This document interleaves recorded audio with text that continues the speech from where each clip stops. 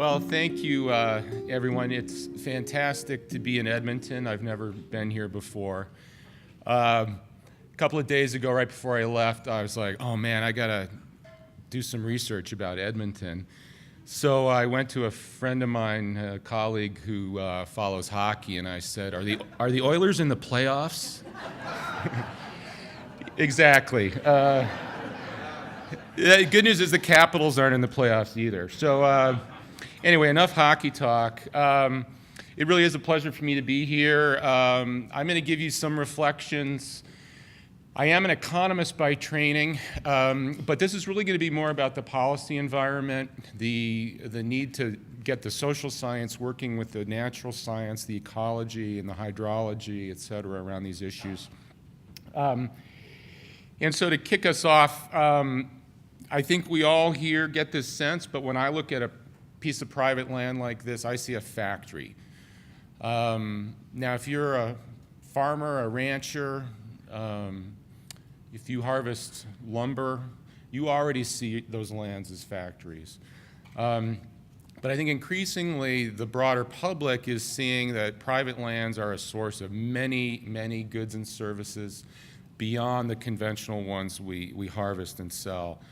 And that's kind of what we're talking about here today, is seeing if we can open up a set of incentives for private landowners to engage with the broader public interest in providing these other things that the factory is producing. The question posed for this session is a great one. Can Alberta implement a system to pay private landowners to maintain, restore, and produce these kinds of goods and services on their property? My quick answer is absolutely. First of all, it's a good idea. In Canada and in the US, we're pretty blessed to have a lot of public lands, crown lands. But even in our countries and certainly around the world, our ecology and the things we rely on from nature are fundamentally produced and protected on private property. So we have to engage the private property ownership and markets in this kind of endeavor. It's going to be good for the private sector, it's going to be good for the public, and I think environmentalists should embrace this kind of idea. One of the things I'll do today is give just a few examples. There are many, many. We heard a lot of them yesterday as well. But I do want to use those examples to illustrate that this can absolutely be done. But what I would also like to do today is focus on some of the hurdles. I think it's a little surprising that we don't have more of these yet. And I'm going to reflect a little bit on why that might be, and hopefully give some thoughts as to what the challenges here are. Okay. So just quickly on why this is a good idea, I think I'm preaching to the choir here. Again, private property owners already manage ecosystems. Whether they're managing them the right way from the public perspective is another issue, but they already are doing that in the way they use their lands. The other thing here is, what about paying people to do this? Is that the right approach? And I think at least intuitively, when you pay people to do stuff, they tend to do it more than if you don't pay them. So it's an idea worth thinking about for that reason. It's doable. In the US, and again, I heard this yesterday, some of the developments here in Canada, thinking about, I want to create three kind of distinctions here. Thinking about private lands as banks for mitigation. So if you're a Walmart or a Lowe's or something and you want to build in a particular place, you have to fill a wetland. You can think about private property owners, agricultural for example, as being places where companies like that can offset those wetland losses they're creating. We can also think about private lands as alternatives and the natural functions they're providing as alternatives to conventional infrastructure. So an example I'll talk a little bit more about later is, instead of having wastewater treatment plants build these refrigeration units to cool water, you can actually pay property owners along stream banks to plant trees that shade the water and provide that cooling function instead. The city of Philadelphia, as many of you probably know, is being really innovative in terms of, to avoid the costs of new sewer systems and sewer overflow systems, they're investing in green urban development, permeable alleyways and concretes, things like that, that ultimately may be cheaper and certainly yield more benefits than conventional technology. So that green infrastructure idea is important. And then there's this idea of just let's pay landowners above and beyond what regulation says or anything like that. So there's kind of three classes of examples. I've already talked about some of these examples. We in the US, of course, have the Clean Water Act. That regulation, the Endangered Species Act, that regulation creates incredible regulatory pressure, if you want to view it that way, and opportunity for these kinds of payments. And then I'll talk through these last two examples later in the talk. I think an important distinction to talk about, I want to make one distinction and one clarification here. When we talk about ecosystem services and property, I think it's useful to distinguish the three following things. So first, ecosystem services as an input to what you're doing as a private property owner. Again, if you're a farmer or a rancher, you already know this, and it's really not so much what we're talking about here today. But it underscores the idea that private property owners are already managers of these kinds of ecological systems. They have some of the best knowledge of these systems. So obviously, if you're a farmer, you care about aquifer, where you're getting your water, what the quality of that water is. You're thinking about pollinator populations and perhaps protecting habitat for those pollinators. You're thinking about windbreaks to avoid soil erosion, those kinds of things. So that's one aspect of this. The other aspect of this, and I think this is probably what we're here to talk about today, is that these lands can actually be producing this kind of stuff. You can be producing habitat, which enhances species abundance. You're producing open space, aesthetic beauty, things like that. You can be storing water on your land to avoid runoff that creates flood damages, storing carbon, helping to recharge groundwater resources, things like that. A theme I'll come back to over and over again, though, is that when you're doing those things, you're often creating benefits not just to your own land, but of course to the larger natural system in which that land is embedded. And that's an interesting challenge for policy. Okay, another thing, though, depending on your perspective, is that you can think about private lands as damaging or harming these ecosystem services. So if you're applying a lot of nutrients or pesticides to your agricultural lands, you may be damaging water quality. You may be negatively affecting habitat and species. And here again, similarly, those costs can occur outside of your own lands. So these distinctions, I think, are important to the law and politics of what's going on here. Again, I think what we're talking about here today is primarily thinking about private lands as producing these goods and services and being rewarded for doing that. But in the US at least, I will note that it's the distinction between whether lands are producing ecosystem services or damaging them that creates a lot of our legal and political angst. So we argue a lot about, wait, am I going to pay a farmer to not pollute water? That's one way of looking at this. Or should I just regulate the farmer because they're the one doing the pollution? I'm oversimplifying, I know. But this kind of debate is, if you can't resolve it, it's going to really inhibit your ability to put these kinds of payment and incentive schemes into place. And in the US, I've seen this really derail a lot of the creative options we have. Okay. A related issue is that I think keeping the following distinction in mind or clarification in mind. Some of these payment programs are going to be directly linked to regulation. So we have a cap. The cap says you must do this thing, and then maybe we'll let you pay someone else to do it for you or do it in a different place. The beauty of these is that you've got that regulatory structure in place. It's basically a hammer, and any hammer like that is going to be particularly powerful. And so a lot of times when you're talking about banking and offsets, those kinds of programs, what's really going on there is the payment is a way to be flexible under this very inflexible regulation. Alternatively, you can think about the government, in the absence of regulation, being a procurer of these products and services. Literally, all right, landowner, give me 10 tons of better soil or much cleaner water, and I'll pay you for that. You don't actually need regulation per se to make that kind of thing happen. Again, to the politics, the law, and the policy, that distinction matters a lot. So I just wanted to get that out there.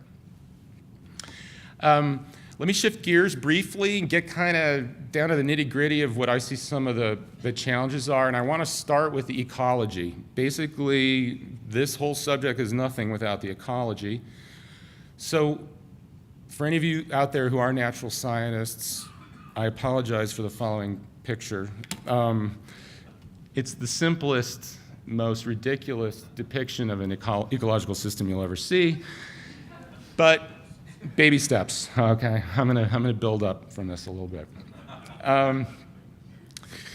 So what we have here, wetland acres, nitrogen applications, forest cover.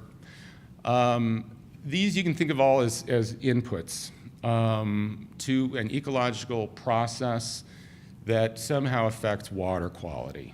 That's all I'm really depicting here. Those things on the left, though, are the interventions we can actually play around with via payments, via changes in behavior, via regulation. And of course, the reason we're doing that, taking on those interventions, is we want to achieve that desired outcome, which is the water quality outcome. The key thing here, of course, is that the interventions and the outcome is mediated by that green box. So again, on the left side, the question is, who's going to bear the cost of those interventions? The property owner, for example, or are we going to pay the property owner to do that? And then, of course, we need to think about the outcome. Who's actually benefiting from that water quality improvement? And are they able to pay? Are they willing to pay? So we're starting to build our system here. So issue one that I would point to is, I'm an economist, but I work a lot with natural scientists because I truly believe that the economics of this is relatively simple compared to getting the biophysical analysis right.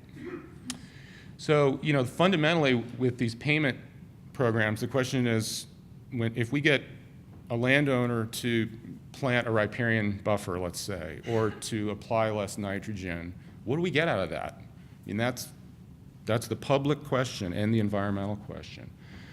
And to be able to answer that question, you need to know the ecological system and how it operates, how it functions. A problem, as most of you are probably aware, is that you can't just look that stuff up in a short memo or a table of numbers. It's kind of distinct to every system you're working in. Location, location, location is what matters.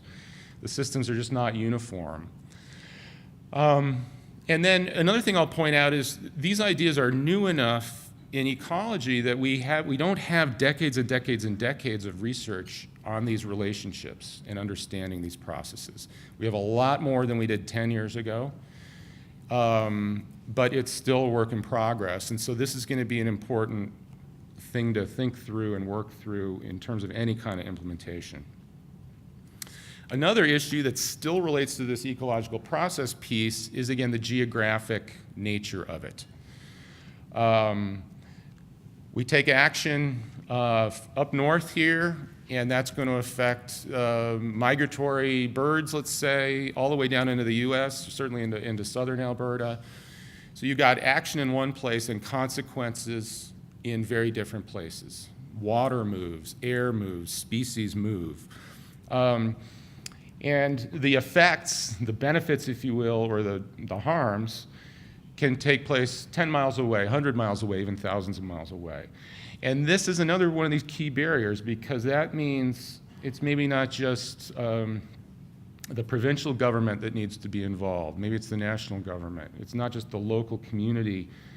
It might be the provincial government, et cetera. And in the US, we are, generally speaking, fairly dysfunctional in the way those levels of government interact and collaborate. I'm sure you do that much better here. I didn't mean to get a laugh, but. Okay, another issue here, you know, if you're going to make payments, you got to have a buyer and you got to have a seller. So just a couple thoughts on the buyers. There's an old saying, which is just because something's valuable doesn't mean anyone's willing to pay for it. These are public goods we're talking about. And so, you know, don't expect a private market for these kinds of things to necessarily be created. You know, we're talking about the public interest here being represented, and who is in charge of that representation. Again, it really depends on the benefit, the outcome we're talking about. Obviously, it also depends on where that regulatory cap and that driver is in place or not. I'm really glad to see later on today there's a session on where the hell do we get the money. That's pretty important, actually. And then, not to beat a dead horse, but how much are you willing to pay depends on what you're going to get for paying it. And again, that's that ecological function question.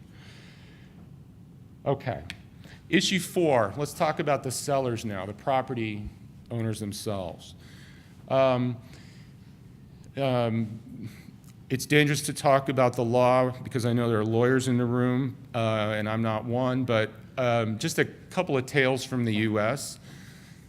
This, even if there's a payment hanging out there to a landowner, they won't necessarily seize it in the US anyway, because they may be worried about things, for example, like, well, if I take that payment, do I have to keep taking that payment for the rest of my life? What if I don't like this deal? Can I back out? Is the Endangered Species Act going to require me, once I've done something, to keep doing it year after year after year? And there are reasons to be worried about that kind of thing in our legal system. Another thing, in my experience, this is a cultural change. And in a lot of the communities where these programs are proposed, it's not just about money. People don't just care about money. They want to know what the hell is really going on, you know, and why are you doing this? And so the importance of building trust between the institutions involved and the property owners is really important. So I wouldn't give this stuff short shrift. It becomes very important. Okay, so I'm about to make my simple ecological diagram just slightly more complicated, but I'm doing this to emphasize these institutional issues and the need to coordinate, and again, the scientific challenge we face. So, I've taken my toy ecological system and I've made it just slightly more complicated. You know, again, any ecologist in the room will still laugh at this. But the idea here is that first system represented in that left-hand box, you're producing water quality. And then, of course, in nature, that feeds into these other processes and systems. And so I've introduced one additional one here, which is that water quality is going to interact with stream habitat, for example, and you're going to get more fish abundance. So you're getting these two outcomes that you care about. And it's coming about because these systems are linked ecologically, biophysically. And this is just the reality of how this works. Now, one thing about this example, it's kind of an unfair example because both of those outcomes work in the same direction. They're both things we want. We want more water quality, and when we get more water quality, we get more fish. But something to remember is that that kind of win-win is not always what's going to be happening. Sometimes you'll have one ecological outcome you're going after, let's say carbon sequestration, and the prescription there might be, oh, let's plant a lot of eucalyptus trees. I don't know if they grow up here, but they grow in America. And that's the best way to store carbon. They grow really super fast, and it's all good. The problem is, eucalyptus trees are maybe not the best habitat for the kind of species you care about. They tend to go up in flames very easily. So there are trade-offs. The point being, you might want one thing, and in getting that, you're getting less of other things you want. This is actually much more typical. And so this is why having these linked scientific capabilities to look at those interactions and the trade-offs that emerge from them becomes extremely important. The publics you're interacting with, the NGOs, they'll have an intuition about all this. The property owners will know about this. Everyone has an intuition about this. And if you leave it to people's intuition, it's all going to collapse in on you because we'll just be arguing about our intuitions. So what tends to work best is setting this up and explicitly dealing with these kinds of interactions and trade-offs. So again, that scientific linkage is huge. The other thing I've pointed out, the institutional linkages. In the US, you'll have the state is in charge of the water quality. NOAA is in charge of the fisheries. And they don't like to talk to each other. They hate each other. They don't get along. And what you're really talking about is somehow linking these institutions to aim at the same kinds of things. Where I've seen these payments and incentive schemes work the best, it's when the stars have aligned and there's been that kind of institutional alignment. Again, I would guess that Canada, you certainly can't be any worse than we are at that. So, and then you need to link all these things financially. You got maybe more fish. Are we willing to pay for that? You got cleaner water. Who's willing to pay for that? And then you got to, find the buyers. So this really is all about sorting through these kinds of scientific and institutional and financial linkages. And again, where it's worked, that's what's been sorted out, in my view. So I hope it didn't depress you. I want to end on a positive note, and I want to go back to these examples because these things really do work. So I'm going to finish with just two of these. The Tualatin Basin in Oregon is near Portland. Basically, it's the river basin that to the west and north of Portland. And the area faced this question. This is one of these green infrastructure examples. There were stormwater regulations that were going to imply the need for $60 million in investments by different stormwater authorities and wastewater treatment plants to cool the water flowing into the river in order to protect fish species primarily. So you're looking at that $60 million bill. And what this payment scheme came up with is there's a lot cheaper way to do this. And what they did, again, was they spent only about 1/10 of that on reforestation of riparian banks across 37 miles of stream up in that watershed. And of course, you're not only getting the cooling from that kind of intervention, but those trees are filtering for water quality, they're providing habitat, and you're getting, it's kind of this beautiful story. The key features of this, I would say, were there was a water authority at more of a county level or watershed scale that was able to integrate and coordinate all of this. Again, in the US, this is not typical. We're much more fragmented, and that creates a huge transaction cost to putting some of this kind of thing together. So again, the stars aligned institutionally in this particular geography. Another thing is I emphasize that science piece. What are we actually getting for that $6 million in tree planting? And as you can imagine, the science will always be a little uncertain. And so another important point to make here is that you can get over some of the concerns about that if you take monitoring and performance evaluation very seriously. And so that's what they've done here. They have a plan. If you don't meet the water temperature criteria, there's a plan to scale up, for example. But that long-term performance assessment is really important. And then flexibility on the part of the EPA was huge. Basically, this involved a flexible permit issued by the U.S. government. Okay. My second and last example, and one that I'm particularly impressed by, a colleague of mine named Leonard Shabman and his colleagues at the World Wildlife Fund put this one together. You may find it hard to believe, but Florida has the most cattle in the U.S. after Texas. You don't think of Florida as being a cattle state, but it is. And what this program did was actually pay cattle ranchers in that yellow area above Lake Okeechobee. The land is diked. They're very shallow ditch systems, and what they paid farmers to do is actually block that dike system at certain times of the year to retain water on these ranch lands.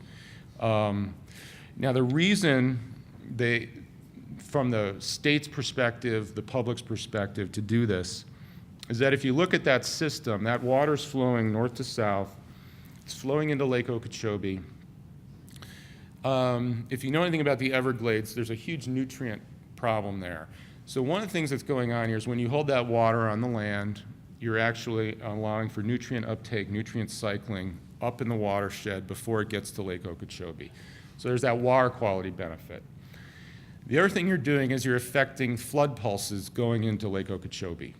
That's beneficial because Lake Okeechobee is leveed, and so it allows you to not spend quite as much money on topping up your levee system and that kind of thing.